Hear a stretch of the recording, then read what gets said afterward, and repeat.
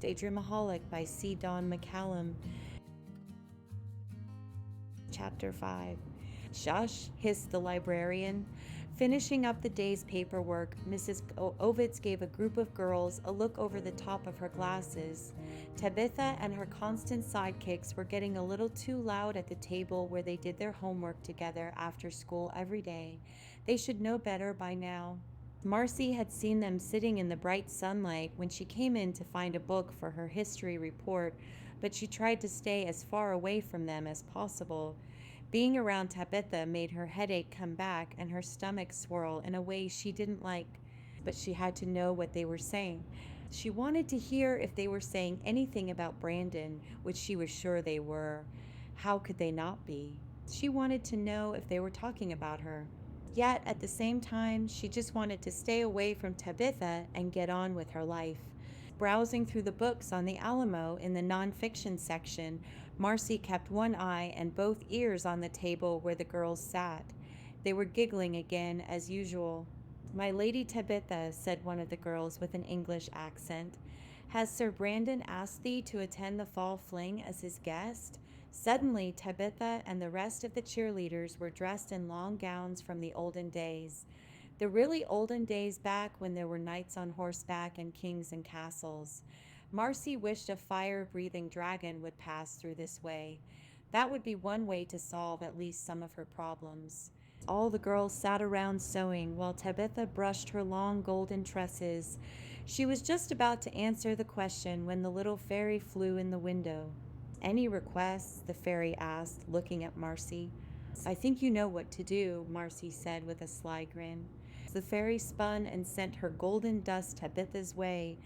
The cheerleaders in waiting didn't seem to notice that their princess was turned into a chimpanzee. The thought of seeing the monkey in the long blonde wig brushing its hair was too funny to Marcie. She covered her mouth at the thought of it, trying to suppress a laugh. She must have let a little chortle out because the cheerleaders and the librarian looked over at her. "Oh no," she thought. "They heard me." And they had made eye contact. Grabbing a book, any book, she tried to look engrossed in the road to the Republic. She knew it was wrong to be eavesdropping, but she just couldn't resist, especially not after the day she'd had. Tabitha went on talking, whining rather. "So I'm going to need you girls to come over and help me figure out to wear to the fall fling." The girls giggled and smiled.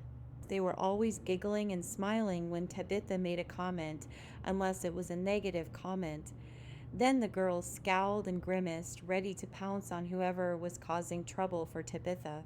Marcie thought she saw them all give a sideways glance her way, but she couldn't be sure. She kneeled down where she stood, setting the book in her lap, still trying to look interested in what she was supposedly reading. Something about a guy named Sam Houston. "They know I'm here," she thought. "Let's just see what they have to talk about now that they've seen me. Not that they have much to talk about anyway besides boys and boy bands. Oh, and there are TV shows with cute boys in them." Something tugged at Marcie's heart. "Wait," she thought. "Don't be judgmental. I'm sure my friends and I don't sound like great conversationalists either. And besides, there's no law that says Tabitha can't like the same guy as I do. I don't like it, but I can't stop her. So he chose her over me. What do I expect? She's the most popular girl in school, and I'm, well, nobody."